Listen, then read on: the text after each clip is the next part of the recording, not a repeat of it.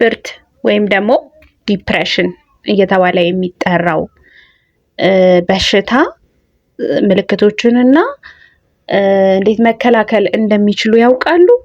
ሰላም ጤና ይስጥልኝ። ሲስተር ቤተልሔም ነኝ።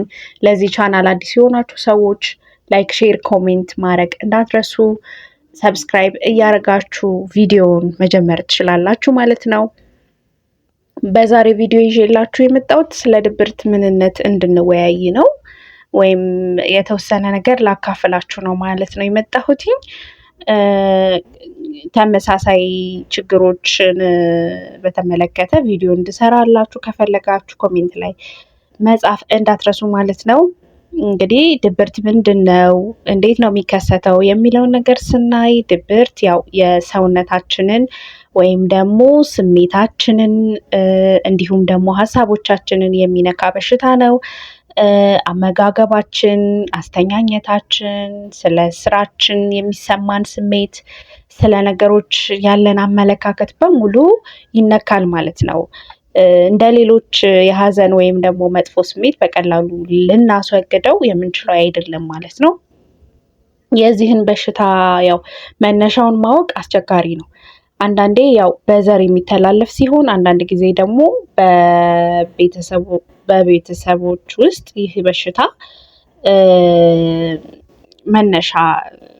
ይህ በሽታ ያው የሌለባቸው ሰዎች ሲጠቁ ይታያል ማለት ነው። ያው መነሻ ሳይኖረው ሲጠቁ ይታያል ማለት ነው። እና ምንድነው በህይወት ላይ የሚመጡ ለውጦች፣ ከባድ ለውጦች ሊኖሩ ይችላሉ። በእነዚህ ለውጦች ምክንያት ለዚህ በሽታ መንስኤ ሊሆኑ ይችላሉ ማለት ነው። ለምሳሌ እነዚህም ለብቻ የጋብቻ ፍቺ፣ የኑሮ ቦታ መለወጥ፣ ከስራ መባረር፣ የቅርብ ወዳጅ ወይም ዘመድ መሞት፣ ከባድ በሽታ የመሳሰሉት እነዚህ ሁሉ ይካተታሉ ማለት ነው። ለዚህ በሽታ ድንገተኛ መከሰት እነዚህ ሁሉ እንደ መንስኤ ሊቆጠሩ ይችላሉ ማለት ነው። ምልክቱ እንዴት ነው? ድብርት ሲይዘን እንዴት ማወቅ እንችላለን የምንለው ምን ሲሆን ነው ማለት ነው። ሁልጊዜ ማዘንና የባዶነት ስሜት ይሰማናል። ለምንወደው ሰው ስራ ወይም ደግሞ ለምንወደው ነገር ስራ ፍላጎት እናጣለን። የመረበሽ ስሜት ይኖራል። ብዙ ጊዜ ማልቀስ፣ የጥፋተኝነት ስሜት፣ ጥቅም የሌለሽ እንደሆንን አይነት ስሜት ይሰማናል።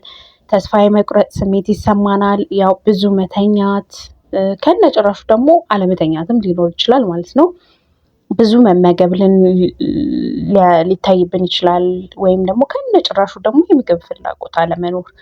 የሁለቱም ሀይ የሆነ ነገር ሞዴሬት የሚባል ነገር የለውም ማለት ነው። ድብርት ላይ ሀሳብን ለመሰብሰብ ወይም ደግሞ ውሳኔዎችን ለመወሰን እንቸገራለን። በዚህ በሽታ ስንጠቃ አልኮል በብዛት እንጠጣለን፣ አደንዛዥ እጾችን እንወስዳለን እና ደግሞ የሞት ወይም ራስን የማጥፋት ወይም በእንግሊዝኛው ሱሳይድ የምንለው ነገር የእነሱን አይዲያዎች እንከተላለን፣ ሀሳቦች ይመጡብናል ማለት ነው በዚህ በሽታ ስንጠቃ ማለት ነው።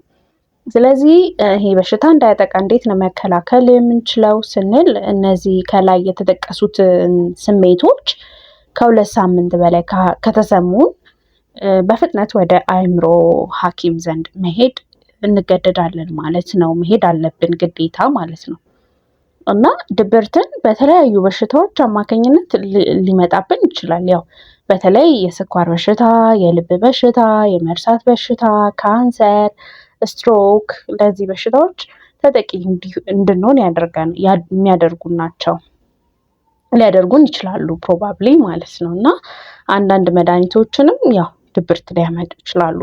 የአልኮል ወይም የአደንዛዥ እጽ ሱሶች ይህን በሽታ ሊያስከትሉ ይችላሉ ማለት ነው። እና እንዴት ነው ሕክምናው የሚሰጠው ስንል ያው አእምሯችን ውስጥ ያሉ ኬሚካሎችን ካልተመጣጠኑ ድብርትን ሊያመጡ ይችላሉ። ስለዚህ ምንድነው ድብርትን ለማከም ወይም ለማሻል ለአንዳንድ ሰዎች መድኃኒት መውሰድ ፍቱን ነው።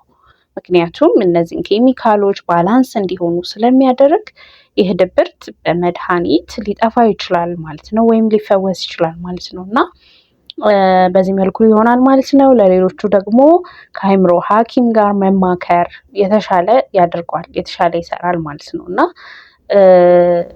ለእርሶ መድኃኒት ወይም የምክር አገልግሎት ካልሰራሎት ደግሞ ሐኪምን ማማከር የሚሰራ መፍትሄ እስኪያገኙ እሱን መሞከር ይቻላል ማለት ነው።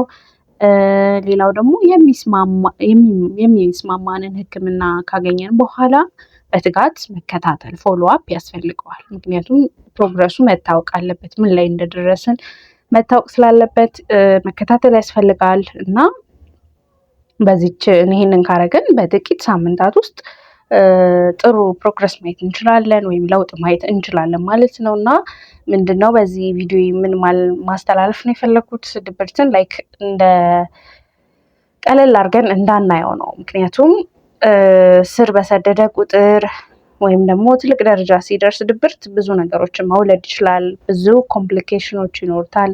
ራስን እስከ ማጥፋት፣ ሱሳይድ ሜንታሊቲያችን በጣም ይቀየራል፣ ፐርሶናሊቲያችን ይቀየራል እና ብዙ ነገሮችን ስለሚያመጣ እርሊ መቀጨት አለበት። በደበረን ቁጥር ለራሳችን የምንሰጠው ኮንሰልቴሽን ያስፈልጋል ማለት ነው።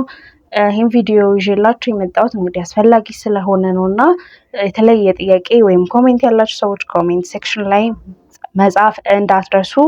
ቻናሉን ደግሞ ሰብስክራይብ ማድረግ እንዳትረሱ። በሌላ ቪዲዮ እስከምንገናኝ ድረስ ቸር ሰንብቱ።